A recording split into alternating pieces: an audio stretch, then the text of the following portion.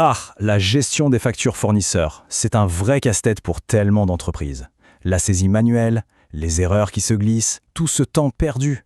Mais et si la technologie pouvait transformer ce fardeau en un véritable atout? Aujourd'hui, on va décortiquer comment l'intelligence artificielle et l'automatisation sont en train de complètement redéfinir tout ça. Alors, voilà notre programme. On va commencer par bien cerner le problème.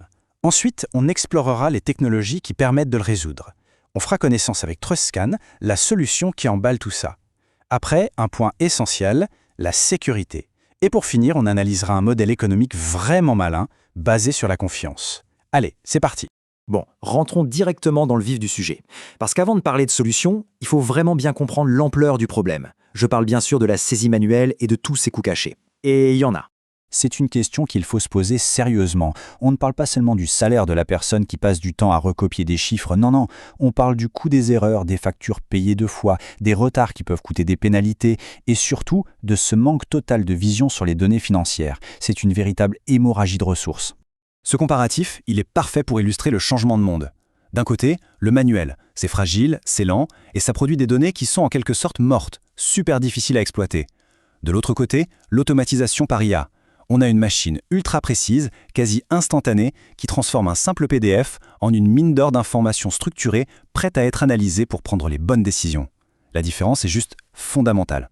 Ok, maintenant passons un peu à la mécanique. Comment tout ça est possible? C'est quoi les technologies qui sont le moteur de cette petite révolution? Au cœur de beaucoup de ces solutions modernes, on trouve des outils comme N8N. Pour faire simple, il faut voir ça comme une boîte de Lego pour les applications. Ça permet de connecter plein de services différents, genre une boîte mail, une base de données, une IA, de façon très visuelle, sans avoir à coder pendant des heures. C'est un peu la colonne vertébrale de tout le système. Alors, concrètement, ça se passe comment? C'est assez simple en fait quand on le décompose. Étape 1. Le système lit le document, même si c'est un scan un peu moche. Étape 2. L'intelligence artificielle fait sa magie. Elle repère, elle extrait, elle vérifie toutes les infos importantes. Et enfin, étape 3. Cette donnée, maintenant toute propre et bien rangée, est envoyée là où on en a besoin, dans un tableur, un logiciel de gestion ou même par mail. Efficace. Voilà, maintenant qu'on a vu les différentes pièces du puzzle, il est temps de découvrir le produit qui assemble tout ça de manière simple et accessible. TrustScan. Ce que je trouve super intéressant avec cette chronologie, c'est qu'elle raconte vraiment une histoire. Regardez bien, ils n'ont pas commencé par les fonctionnalités les plus tape à l'œil. Non, la toute première étape, la version 0.9.0, c'était le renforcement de la sécurité. La base, c'est la confiance. C'est seulement après que viennent le moteur d'IA, la conformité RGPD, les outils d'analyse et, à la fin, l'ouverture avec un modèle freemium. C'est une construction qui a du sens, c'est rassurant. En fait, tout est là. TrustScan, c'est un pont. D'un côté du pont, il y a la complexité technique, l'IA, les workflows. Et de l'autre côté, il y a le besoin très simple d'une entreprise, traiter ses factures. Eh bien, le produit se met au milieu. Il cache toute la complexité pour ne donner que la solution. C'est ça sa valeur. On l'a vu juste avant avec la chronologie, la sécurité, ce n'est pas une case à cocher à la fin, c'est le point de départ. Forcément, quand on manipule des données financières, c'est juste non négociable. Voyons comment cette confiance est bâtie concrètement. C'est une déclaration forte, une promesse. Mais bon, une promesse sans preuve, ça reste du marketing. Alors allons voir les preuves concrètes qui se cachent derrière cette belle phrase. Et voilà, là ça devient tangible. Le chiffrement AES 256, c'est un standard de niveau militaire. Ça veut dire que même si quelqu'un accède aux données, elles sont illisibles. La protection contre le Path Traversal, ça bloque des attaques informatiques bien connues.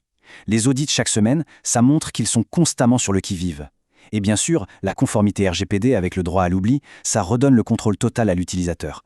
Chaque ligne ici n'est pas un gadget technique, c'est une brique de plus dans le mur de la confiance. Le RGPD, il faut bien voir que ce n'est pas juste une loi, c'est une philosophie qui impose de penser à la protection des données dès la conception d'un produit. En l'intégrant dès le lancement, comme on l'a vu, TrustScan montre que ce n'est pas une contrainte pour eux, mais un principe fondateur. Allez, on aborde maintenant la façon dont ce produit arrive sur le marché.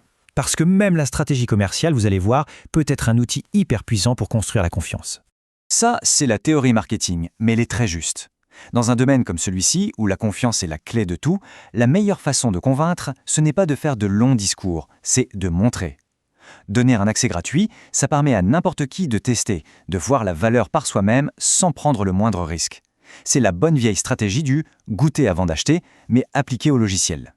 Et voici l'application concrète. Ce n'est pas juste un essai gratuit de 14 jours qui vous met la pression. Non, c'est un plan découverte gratuit à vie.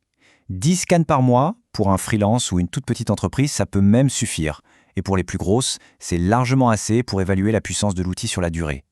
C'est un pari sur la valeur du produit, tout simplement. Et on termine avec cette question pour prendre un peu de hauteur. Quand on met tout bout à bout, la sécurité comme fondation, une feuille de route de développement très claire et un modèle économique freemium super généreux, on voit bien un fil rouge, la transparence. Transparence sur la tech, sur la sécurité, sur les prix. Alors on peut se demander si, dans le monde d'aujourd'hui, la confiance n'est plus quelque chose qu'on demande, mais plutôt quelque chose qui se prouve de manière totalement ouverte. C'est une idée intéressante à garder en tête.